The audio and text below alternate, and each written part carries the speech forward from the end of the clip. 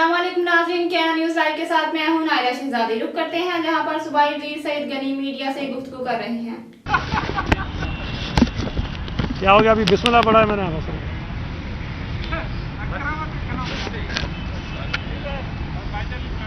बिस्मिल्लाह रहमान रहीम। आज फिर आपको ज़हमत दी है हमने, और मुझे बताने की ज़रूरत नहीं है कि आज किसकी ज्वाइनिंग है। साबिक रुकने सिंध असम्बली सुमेता सैयद अफजाल, जो इस वक्त पीएसपी की जो नेशनल काउंसिल है उसकी रुकन है, और सिंध असम्बली में भी बहुत फ़ाल एमपी रहीं।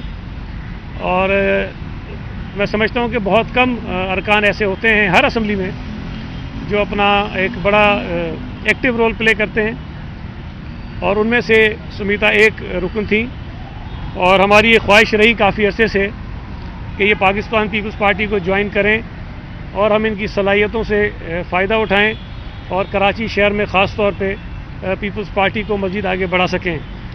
इस वक्त नासिर शाह साहब भी मौजूद हैं, वक़ार मेहदी साहब भी हैं, अली राशिद भी हैं, और मैं ख़ास तौर पे शुक्रिया अदा करता हूँ अली राशिद साहब का कि इन्होंने जिस तरह पार्टी ज्वाइन की। बज़ाहिर शायद आपको लगता है कि ये बिल्कुल गायब है, लेकिन ये काफ़ी काम कर रहे हैं, और इनकी ज़रिए से बहुत सारे साथी हैं ऐसे कराची शहर के जो पीपल्स पार्टी में शामिल होने के लिए इंटरेस्टेड हैं। तो ये सिलसिला ऐसे जारी रहेगा। मैं शुक्रिया अदा करता हूँ सुमिता का कि उन्होंने बिलाखिर पीपल्स पार्टी में शमूलियत का एक फ़ैसला किया, और ये इनकी जो सियासी ज़िंदगी है यकीनन उसका अहम फ़ैसला है। और मुझे उम्मीद है कि जो तवक्कुआत हमने इनसे रखी हैं कि जिस अंदाज़ में ये एमक्यूएम में असम्बली में काम करती रही हैं, उससे ज़्यादा बेहतर तरीके से पाकिस्तान पीपल्स पार्टी में शामिल होने के बाद अपनी सलाहियतों के ज़रिए पीपल्स पार्टी की भी खिदमत करेंगी, और कराची शहर के लिए ख़ास तौर पर इनकी जो सोच है उसको पीपल्स पार्टी के ज़रिए आगे बढ़ाएंगी। तो मैं गुजारिश करूँगा थोड़ी सी सुमिता बात कर लेंगी, उसके बाद वक़ार भाई और नासिर शाह साहब बात करेंगे, फिर आपके जो सवालात होंगे वो मैं ले लूँगा। चलो अब तो आ जाएगी, माइक में आ गई अब आवाज़, ऐसे आप बात करें। चलिए। आउज़ुबिल्लाहि मिनश्शैतानिर्रजीम, बिस्मिल्लाहिर्रहमानिर्रहीम। यहाँ पे मौजूद सारे सहाफ़ी हज़रात, आप लोग का यहाँ आने का बहुत बहुत शुक्रिया। मैं शुक्रगुज़ार हूँ पाकिस्तान पीपल्स पार्टी के चेयरमैन बिलावल भुट्टो ज़रदारी साहब का, प्रेसिडेंट आसिफ अली ज़रदारी साहब का, अदी फरियाल तालपुर साहिबा का, जिन्होंने मुझे पाकिस्तान पीपल्स पार्टी में वेलकम किया, और ख़ास तौर पे सईद गनी भाई का, नासिर शाह साहब का, मोहम्मद अली राशिद साहब का, यहाँ पे जनरल सेक्रेटरी साहब भी मौजूद हैं, वक़ार मेहदी साहब का कि वो आज यहाँ पे आए, और कुछ नाम ऐसे हैं जिनकी वजह से ये प्रोसेस जो है वो बहुत आसान और बेहतर हुआ मेरे लिए, जिसमें सईद गनी भाई, नासिर हुसैन शाह और शर्जील मेमन का वो है। इन्होंने मुझे हमेशा से बहुत सपोर्ट किया, वो मेरे एमक्यूएम के दिन हों, सिंध असम्बली में या उसके बाद भी। तो इन सब का बहुत बहुत शुक्रिया करती हूँ। मेरी उम्मीद यही है कि जिस तरह मैं एक्टिवली पहले कराची के लिए आवाज़ उठाती रही हूँ, काम करती रही हूँ, सिंध असम्बली में भी और ग्राउंड पे भी, मेरी उम्मीद यही है कि पाकिस्तान पीपल्स पार्टी का ये प्रोग्रेसिव फोरम ज्वाइन करने के बाद भी मैं इसी तरह से एक्टिव रहूँगी और काम कर सकूँगी। पाकिस्तान पीपल्स पार्टी एक बहुत प्रोग्रेसिव नेशनल पॉलिटिकल पार्टी है, जिसका ये प्लेटफॉर्म जो है मेरा एजाज़ है कि मुझे ये प्लेटफॉर्म मिला। और कराची में जो ये नफ़रतें और बायस्ड और पॉलिटिकल पार्टीज़ में आप देखते हैं कि ज़्यादातर जो है लसानियत के ऊपर ये होती है। I think Pakistan peoples party एक बहुत बड़ी पार्टी है, और यहाँ पे बायसेस नहीं है, डाइवर्सिटी है। सो जिस तरह से इन लोग ने मुझे वेलकम किया है, आई होप कि और भी लोग जो कराची के लिए काम करना चाहते हैं, कराची की बेहतरी चाहते हैं, कराची में अमन चाहते हैं, कराची में प्रोग्रेस चाहते हैं, वो भी पाकिस्तान पीपल्स पार्टी के साथ जुड़ेंगे और हमारे हाथ मजबूत करेंगे। अगेन आप लोग का बहुत बहुत शुक्रिया कि ये प्रोसेस जो है एक स्मूथ प्रोसेस हुआ, एंड आई होप कि पॉलिटिकल एक्टिविटीज़ जो हैं और ज़्यादा बेहतर होंगी। Thank you. सही बात तो कर ली। हाँ जी जी चलो।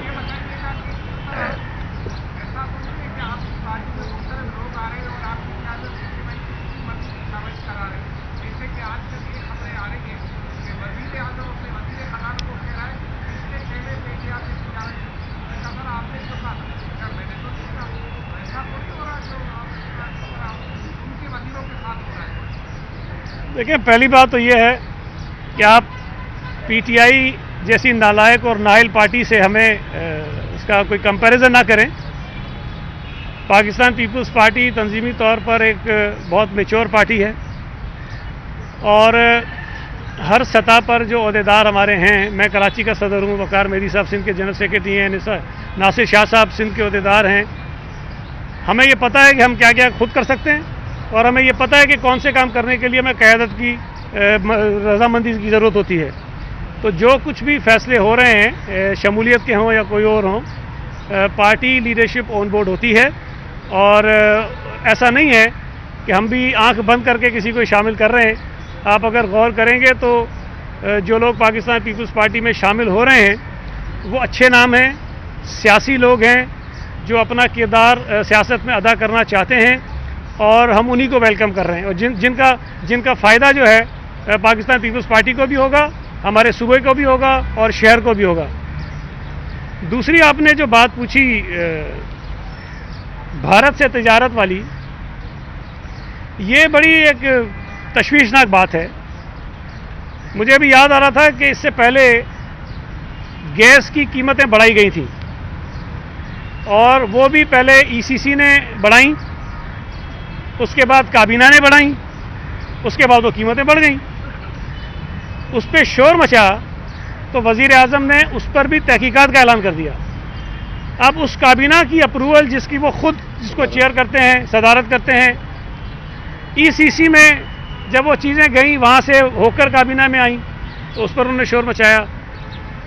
दवाइयों की कीमतें जब बढ़ी उस पर भी इन्होंने पहले काबीना ने कमेटी बनाई, उस कमेटी की सिफारिशात आईं, उन सिफारिशात की रोशनी में दवाइयों की कीमतें बढ़ाने का फैसला हुआ और जब उस पर शोर मचा तो वज़ीर आज़म ने ना सिर्फ ये कि तहकीकात का ऐलान किया बल्कि उन्होंने अपने एक वज़ीर को फारग भी किया कि जनाब इसके अंदर तुमने कोई लेन देन की है।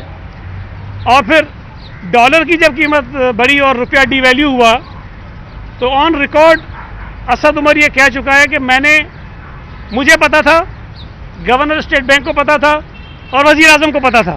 कहता मैंने उनको बताया था। वज़ीर आज़म कहते हैं मुझे टीवी से पता चला कि डॉलर की कीमत बढ़ गई है। अब ये जो मसला हुआ है भारत से तिजारत वाला, इसमें ये बात ज़हन में रखें कि अगर किसी महकमे का वज़ीर ना हो और उसका एडवाइज़र हो या उसका कोई स्पेशल असिस्टेंट हो तो वो पोर्टफोलियो वज़ीर आज़म के पास होता है। इस वक्त जैसे मैं आपको बताऊं कि हमारे पास लॉ के एडवाइज़र हैं, लेकिन लॉ का जो वज़ीर है वो चीफ मिनिस्टर खुद है। इसी तरह और महकमे भी हैं जिसका एडवाइज़र है उसका वज़ीर चीफ मिनिस्टर खुद है। तो कॉमर्स का जो इस वक्त मिनिस्टर है वो प्राइम मिनिस्टर खुद है और आपने वो समरी भी देखी है कि वो समरी कॉमर्स के जो इंचार्ज मिनिस्टर हैं इमरान खान साहब, उनकी मंजूरी से ईसीसी को गई। इमरान खान जो वज़ीर तिजारत है उसकी मर्जी से ईसीसी को एक समरी जाती है कि भारत से ये जो तिजारत खोलनी है और क्या क्या चीज़ें लेनी है वो करनी है उसकी ज़रा आप उसको मंजूर करें। ईसीसी उसकी मंजूरी दे देती है और वो मंजूरी जब काबीना में आती है तो इमरान खान जो वज़ीर आज़म हैं वो वज़ीर तिजारत इमरान खान का जो एक फ़ैसला है उसको कहते हैं कि ये किसने किया है, तो फिर बड़ी परेशानी हो जाती है और फिर उसको वो मौखर कर देते हैं। फिर वो कहते हैं कि काबीना की एक सब कमेटी बनाओ और वो इस बात को देखे कि वज़ीर तिजारत इमरान खान की मंजूरी से गई हुई ईसीसी की समरी वो कैसे मंजूर हो गई आ गई काबीना में। तो इमरान खान साहब का कसूर नहीं है। जब उन्होंने वो समरी पढ़ी होगी या पता नहीं किसी और ने पढ़ी होगी, दो चीज़ें हैं ना, या तो जो भी खान साहब के पास समरियां आती हैं उसको वो खुद नहीं पढ़ते, कोई और पढ़ता है, फाइल आके सामने रख देता है और साइन कर देते हैं, उनको पता ही नहीं होता कि इसके अंदर है क्या। एक बड़ी ज़रूरी चीज़ है भाई। या तो फिर ये इस तरह होता है या फिर ये कि वो पढ़ते हैं लेकिन चूंकि उस वक्त बहैसियत वज़ीर पढ़ते हैं तो जब बतौर वज़ीर आज़म उसको देखते हैं तो उन्हें पता नहीं होता है। अब इसमें जो तशवीशनाक बात है, देखिए मैं बड़ी सीरियस बात करने जा रहा हूँ, کہ اگر تو حماد اظہر نے خود سے اپنی مرضی سے وزیر تجارت عمران خان سے پوچھے بغیر وہ سمری چھپر میں کسی سے پاس کروا لی ہے، سائن کروا لی ہے، اور پھر اس کے بعد پریس کانفرنس کی ہے، اور پریس کانفرنس میں یہ نہیں کہا کہ ہم نے سفارشات کی ہیں، انہوں نے کہا کہ ہم نے فیصلہ کیا ہے، ہم نے یہ فیصلہ کیا ہے کہ اتنے ٹن جو ہے وہ اتنے ملین ٹن شوگر جو آئے گی اور یہ آئے گا وہ آئے گا، ساری چیزیں کی انہوں نے فیصلہ کیا اور اگلے دن یہ الٹا ہو گیا۔ تو میں یہ سمجھتا ہوں کہ اگر تو حماد اظہر نے یہ پریس کانفرنس بھی بغیر پوچھے کی ہے، ای سی سی کی اپروول بھی بغیر پوچھے کی ہے، اور عمران خان جو وزیر تجارت ہے ان کی سمری بھی انہوں نے مینیپولیٹ کی ہے، کسی طرح مینیج کر کے سائن کروائی ہے، تو حماد اظہر کو برطرف ہونا چاہیے، کابینہ سے نکالنا چاہیے۔ لیکن اگر وہ سچ کہہ رہا ہے کہ 2 ہفتے پہلے وزیر تجارت عمران خان نے ان کو سمری دے کے بھیجی کہ جناب ای سی سی سے اپروو کراؤ، تو پھر وزیر اعظم کے پاس اخلاقی طور پر کوئی جواز نہیں ہے کہ وہ قوم کے ساتھ مذاق کرے، پوری قوم میں ہیجان پیدا کرے، ایک عجیب صورتحال پوری دنیا میں بنائے، اور اس کے بعد کہے کہ جی یہ کیا ہو گیا، مجھے تو نہیں پتا تھا۔ تو میں سمجھتا ہوں کہ اس ساری کارروائی پہ کوئی نہ کوئی ایکشن ہونا چاہیے، لیکن چونکہ یہ نالائق ہیں، نااہل ہیں، ہڈ حرام ہیں، بے شرم ہیں، ان کو اس قسم کے یو ٹرن سے کوئی فرق نہیں پڑتا، یہ لیتے رہیں گے، لیکن یہ ہے بڑی نالائکی کی بات، بدنامی پورے ملک کی، پوری دنیا میں ہوئی ہے۔ یہ بتا دیں بھائی کہ جس تواتر کے ساتھ MQM کے اراکین کو آپ پیپلز پارٹی سے شامل کر رہے ہیں، تو مستقبل قریب میں آپ نے معروف ستار اور خالد مقبول صدیقی کو بھی دعوت دی، اور دوسری بات یہ ہے کہ بحیثیت پیپلز پارٹی پالیسی بیان دے دیں، کیا آپ جو بھارت سے تجارت کے حوالے سے جو پالیسی ہے ای سی سی کے فیصلے کو آپ قبول کرتے ہو، یا کابینہ نے جو اس کی مخالفت کی ہے اس فیصلے کو قبول کرتے ہو؟ دیکھیں، ہم سے یہ سوال تو اس لیے نہیں بنتا آپ کا کہ کابینہ کا فیصلہ مانتے ہیں یا ای سی سی کا مانتے ہیں۔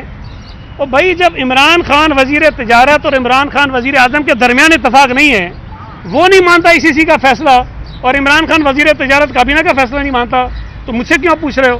لیکن ہاں، یہ جو آپ اصولی بات کہتے ہو کہ بھارت سے تجارت ہونی چاہیے نہیں ہونی چاہیے، پاکستان پیپلز پارٹی کا ہمیشہ سے یہ اصولی ایک موقف رہا ہے۔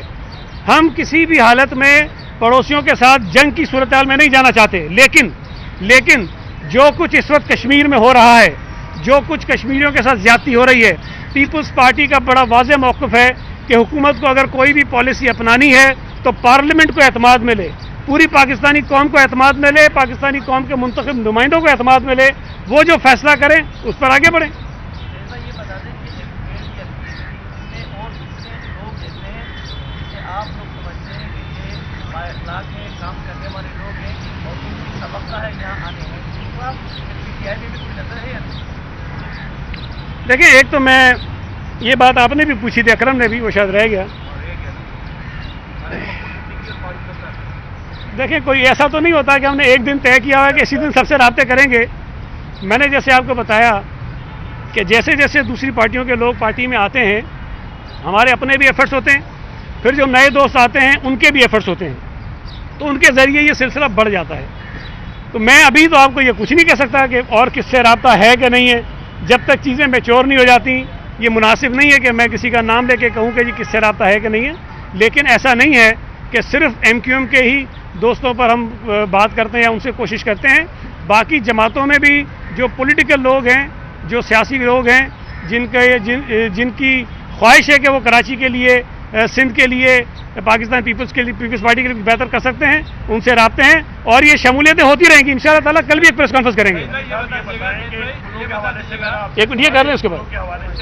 اسکول کب بند کریں گے؟ 6 تاریخ سے ہال وغیرہ آپ سب بند کر رہے ہیں، انٹرسٹی ٹرانسپورٹ بند کرنے کا فیصلہ کریں، اسکول بند کریں۔ اگر بچے متاثر ہونا لگے تو کیا ہوگا؟ کیونکہ کرونا اسکول جانے سے منع تو نہیں ہو سکتا کہ کرونا اسکول نہیں جائے گا۔ اچھا، میں آپ کے سوال کا جواب دیتا ہوں، لیکن ایک اور بڑی آج اہم چیز ہوئی ہے، میں اس پہ سوال بات کر لوں پھر آپ کے سوال کا جواب بھی دیتا ہوں۔ دیکھیں، آج یہ خبر آئی ہے کہ برطانیہ نے کچھ ممالک کو بلیک لسٹ میں ڈالا ہے، جس میں پاکستان بھی شامل ہے، اور وہ شاید یہ جو کووڈ ہے اس کی وجہ سے ڈالا، اور یہاں سے جو ٹریولنگ ہونی ہے اس پر وہ پابندی لگا رہے ہیں۔ یہ بات باعث افسوس اس لیے ہے کہ اس وقت پاکستان میں جو کووڈ کی 3rd لہر آئی ہوئی ہے، تیسری لہر جو آئی ہے، جس سے پنجاب اور خیبر پختونخوا بہت متاثر ہے، وہ اس ویریئنٹ کی وجہ سے ہے جو برطانیہ سے امپورٹ ہوا ہے اور یہاں پر آیا ہے، اور ان لوگوں کی وجہ سے جو برطانیہ سے پاکستان آئے اور ان کی وجہ سے پھیلا ہے۔ اس صورتحال میں جب پاکستان میں خود برطانیہ سے آیا وہ وائرس تباہی پھیلا رہا ہو، تو برطانیہ کی جانب سے پابندی لگائی جانا جو ہے وہ بڑی غلط ایک میں سمجھتا ہوں کہ بات ہے۔ پاکستان میں اس وقت بھی، آج بھی جب میں آپ سے بات کر رہا ہوں، بھارت میں صورتحال زیادہ خراب ہے، لیکن وہ جو بلیک لسٹ کرنے والے ممالک ہیں اس میں بھارت شامل نہیں ہے۔ جب برطانیہ میں یہ نیا ویریئنٹ آیا اور وہاں تباہی پھیلا رہا تھا تو پاکستان کی حکومت نے تو برطانیہ سے آنے والوں پر پابندی نہیں لگائی جو اصولی طور پہ لگنی چاہیے تھی کہ لوگوں کو اسکریننگ کی جاتی، اس کے بعد ہی لایا جاتا، اس وقت نہیں ہوا۔ لیکن اب جو پاکستانی برطانیہ سے آئے ہیں یا جو یہاں سے برطانیہ جانا چاہتے ہیں ان کے اوپر اس قسم کی پابندی لگانا یہ بہت غلط بات ہے، قابل افسوس بات ہے۔ میں مطالبہ کروں گا فارن آفس سے بھی، وفاقی حکومت سے بھی، حالانکہ ان کی ناکامیاں ان کے نصیب میں ہے، لیکن یہ کہ آواز ضرور اس پہ اٹھانی چاہیے اور پاکستانیوں کا اس میں جو تکلیف ہوگی اس کو روکنا چاہیے۔ دوسری بات آپ نے جو اسکولس کی کہی، دیکھیں جو پچھلی میٹنگ ہوئی تھی انٹر پروونشل ایجوکیشن منسٹرز کی کمیٹی کی، اس میں یہ فیصلہ ہوا تھا کہ جہاں پر وائرس کے پھیلنے کی شرح 8% ہوگی وہاں پر تعلیمی ادارے جو ہے وہ بند کر دیے جائیں گے۔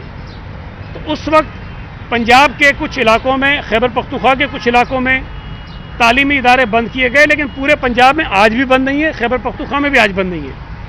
صوبہ سندھ اور بلوچستان میں چونکہ یہ شرح 8% سے بہت کم تھی، لہٰذا اسکول بند ہم نے نہیں کیے، اور آج بھی جب میں آپ سے بات کر رہا ہوں تو صوبہ سندھ میں تعلیمی اداروں میں جو ہم ٹیسٹ کر رہے ہیں اس میں شرح جو ہے وہ 2.6% ہے، تو وہ کوئی اتنی تشویشناک نہیں ہے۔ لیکن اس کا مطلب یہ نہیں ہے کہ ہم پنجاب میں ہونے والے نقصانات یا جس تیزی سے وبا پھیل رہی ہے اس کو ہم صرف نظر کریں اور اس کی طرف ہم نہ دیکھیں۔ اس بات کے خدشات بالکل موجود ہیں کہ پنجاب اور خیبر پختونخوا سے جس انداز میں یہ یو کے ویریئنٹ جو ہے پھیلا ہے وہ یہاں بھی آ سکتا ہے۔ تو یہ بات ابھی انڈر کنسیڈریشن ہے کہ صوبہ سندھ میں کیا کیا اقدامات کیے جانے چاہیے جس کی وجہ سے ہم اس وبا کو پھیلنے سے روک سکیں۔ تو ابھی ہم کل جو ہماری تعلیم کی اسٹیئرنگ کمیٹی ہے اس کی میٹنگ بھی کر رہے ہیں، وہاں پر ہم تفصیل سے اس پہ بات کریں گے اور اس کے بعد جو فیصلہ ہوگا وہ ضرور آپ کو بتائیں گے۔ جی سنجے۔